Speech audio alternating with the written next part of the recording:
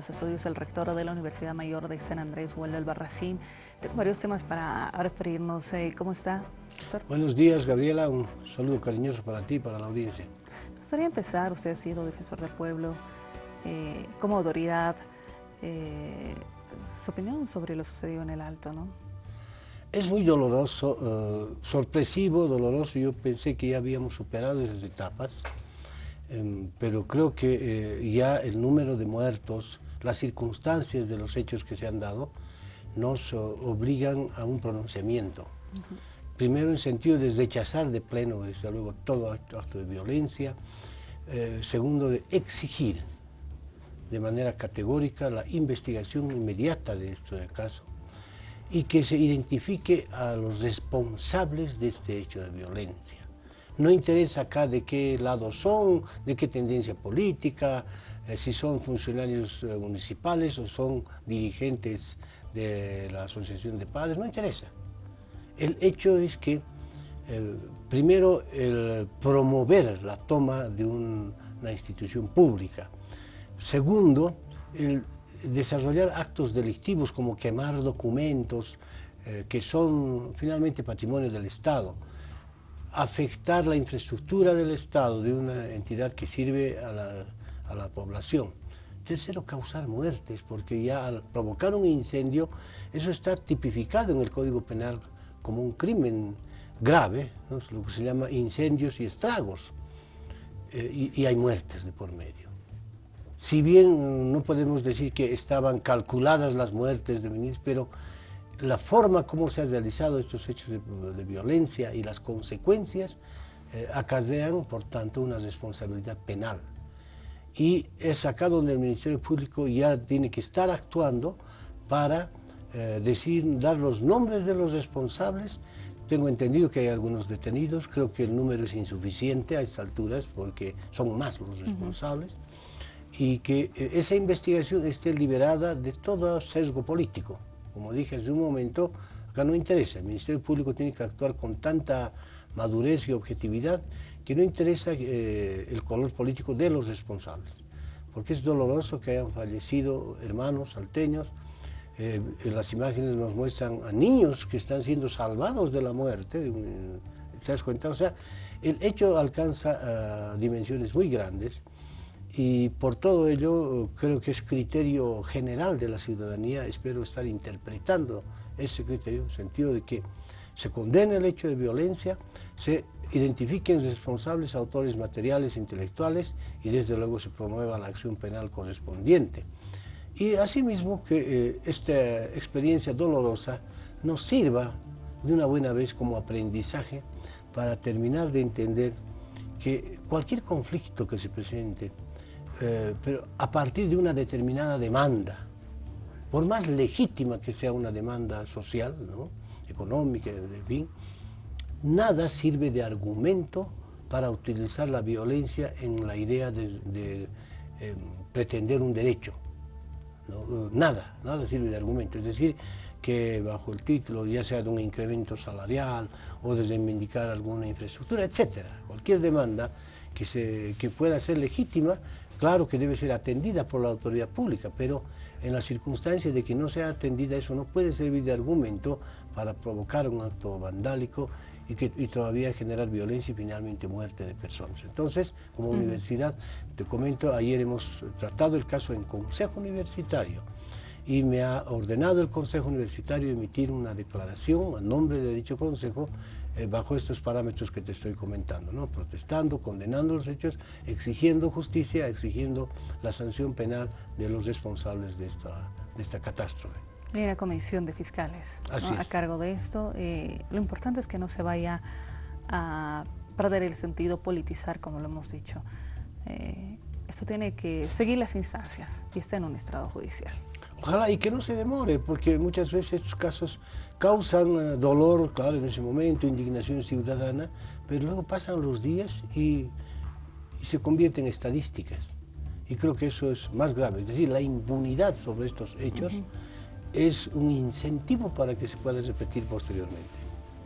Muy bien, era importante hacer referencia a ese tema, pero también hay otro, doctor. tiene que ver con lo que hace días habíamos escuchado, la admisión del Departamento de Estado de Estados Unidos para la solicitud de extradición de Gonzalo Sánchez de Lozada. Esto ha sido un tema que ha llamado la atención. ¿Por qué le digo? Porque ese mismo día sale en un medio de comunicación, en una entrevista, el señor Carlos Sánchez Berzaín y nos cambia la historia, ¿no? Habla de perseguido político, habla de asilado, habla de quienes están libres, son los mismos dirigentes, el mismo presidente, quienes han generado la convulsión. Y por el contrario, las autoridades que hoy, ex autoridades que hoy están detenidas, militares, son quienes simplemente han cumplido con el orden constitucional. Ha generado molestia en quienes han estado ese momento, ¿no? En la lucha. Este argumento de Sánchez Berzaín no es nuevo. Lo ha planteado desde los días que en que ellos todavía estaban en Bolivia, ¿no? Que debería sancionarse a todos, ¿no? Pero en materia penal hay víctimas y hay victimarios. Entonces él pretendía mezclar las cosas. ¿Con qué? Con la finalidad justamente de asegurarse su impunidad. Yo por entonces dirigía la Asamblea Permanente de Derechos Humanos y tengo la autoridad moral para señalar con claridad quiénes son los responsables de la masacre en la Guerra del Agua.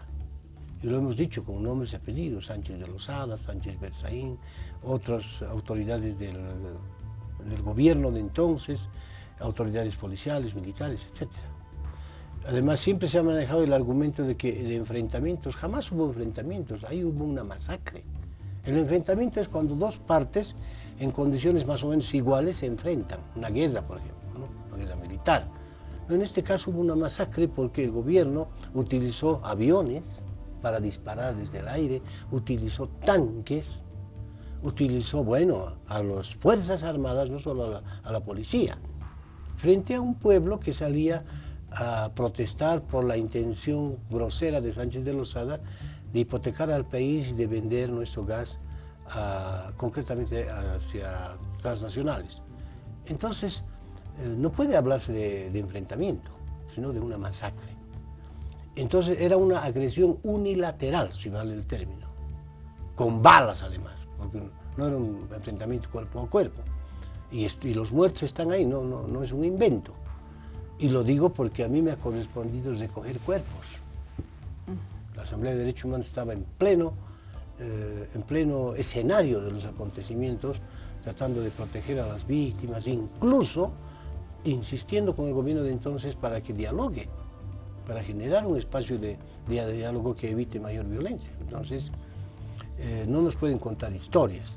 Lo que a mí me llama la atención es por qué tanto algunos medios le dan cobertura a Sánchez Berzaín, una persona que está prófuga, una persona que rehuye comparecer ante la justicia para rendir cuentas. Parece que tiene más protagonismo que otros ciudadanos que muchas veces no pueden ejercer su libertad de expresión porque de repente no tienen un respaldo político, etc. Entonces, yo no sé por qué lo convierten en estrella mediática. ¿Cuál es el interés? Entonces, por tanto, vayan pues, si quieren entrevistar de tantos delincuentes, ¿por qué no van a San Pedro, a Chonchocoro o a otra cárcel del país? Ahí va, tienen una cantidad de delincuentes, entrevístenlo, porque si la idea es esa. Pues para mí, Sánchez de Lozada, Sánchez Berzaín, más que políticos, son delincuentes. Además, delincuentes de cuello blanco, autores de crímenes de lesa humanidad. Por eso es que su palabra está devaluada. Y a mí no me interesa, ustedes saben, yo no soy parte del gobierno, no soy ni opositor ni oficialista.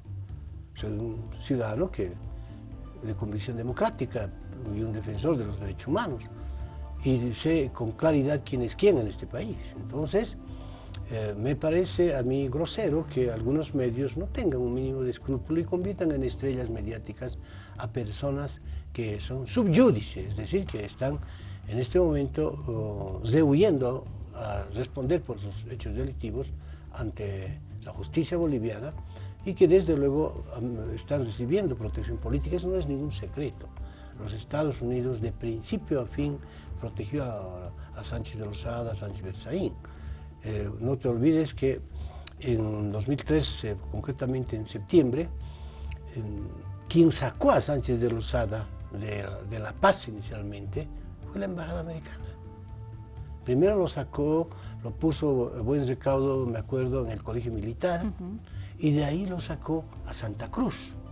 Y de Santa Cruz lo sacó hacia los Estados Unidos. Mientras se leía la renuncia, ¿no? ¿No es cierto? Mientras él estaba volando a Miami, se estaba leyendo su denuncia en el Parlamento. Entonces, él era un hombre de la embajada, un hombre que respondía a los intereses norteamericanos. Entonces, por tanto, me parece a mí, reitero, más allá de su vinculación política, de su opción política, ese es otro tema, pero me estoy refiriendo a los crímenes de lesa humanidad cometidos contra un pueblo, porque es por eso que se lo está juzgando. No se lo juzga por ser de derecha, por tener una militancia o por su vinculación o simpatía con Estados Unidos. Esa no es la causa del juicio. La causa del juicio son los crímenes de lesa humanidad cometidos por él, por Sánchez Berzaín, etc. Entonces, por ello creo que los medios, y lo digo de forma respetuosa pero firme, deberían tener un mínimo de referente ético, periodístico, para no convertir en estrella mediática a personas que más bien han hecho daño al país. Doctor, muy breve, una última consulta y ya vamos cerrando el programa. Lo digo porque se expresó también a través de una conferencia, ¿no? Usted con relación a la invitación para la docencia del vicepresidente del Estado. A ver, ese es un tema bien sencillo. No sé por qué han hecho tanto ajetreo y me hacen aparecer como protector del vicepresidente. Eso lo ha dicho, yo lo digo con nombre y apellido, ANF. Y claro, a partir de eso me hacen trizas en las líneas, que es como se llaman las redes sociales. Las redes sociales. Es claro, mire, para empezar, yo soy director desde diciembre del 2013 y este año cumplo mi gestión. Segundo, en el informe que se ha recabado de la Oficina de Personal Docente, dice claramente, el señor García Linera fue designado, invitado a dictar la cátedra en el año 1997. También lo fue el 98, el 99, etcétera, el 2000, y en todos los casos, incluso había dictado por última vez el 2007, tanto en ciencias políticas como en sociología y en comunicación social. Pero en todos los casos lo hizo en calidad de invitado. Nosotros lo estamos diciendo. Evidentemente se ha indagado que para ejercer eso no ostentó un título. Lo que pasa es que en la UNSA no es la única vez que algunas personas, no es un caso general, sino más bien excepcional, algunas personas han dictado docencia sin ostentar un título académico. ¿Se puede en calidad de invitado, así como ustedes? Claro, hubieron lumbreras como el gran pintor, que en paz descanse, pero emblemático, Walter Solón Romero. Él nunca ostentó un título, pero era un docente meritorio en nuestra universidad. Y así hubieron, pero son casos muy esporádicos.